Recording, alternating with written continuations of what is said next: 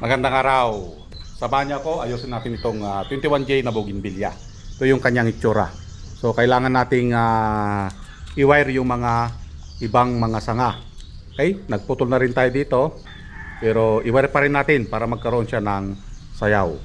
So ito ay litirate. Okay? So samahan niyo ako guys.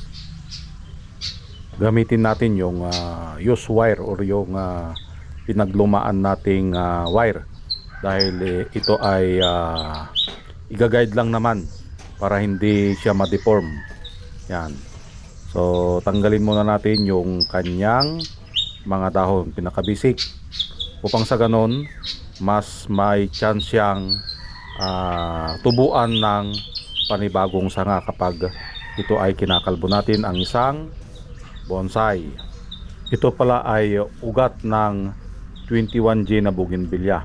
Kaya kung mayroon kayong ugat ng bougainvillea, huwag nyong itapon at gawin nyo itong bonsai. Patubuin nyo lang at gayahin yung inyong nakikita.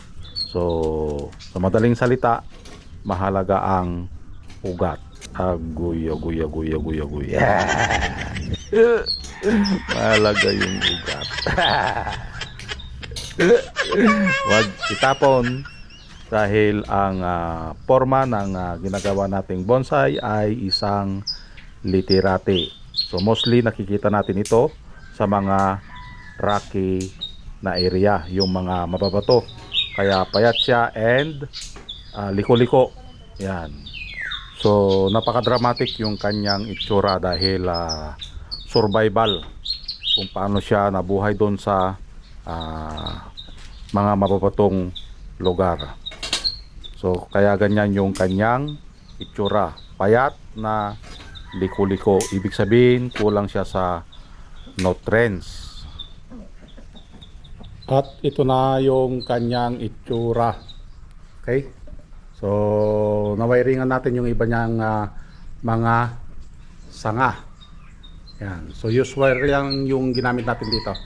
Antayin natin ito na tubuan ng mga panibagong sanga dito. Okay, pakapakalin muna natin dito. Dahil ano pa lang siya. Hindi pa siya gaanong makapal. Okay? So, yun lang. And maraming salamat. Happy bonsai. Bye-bye.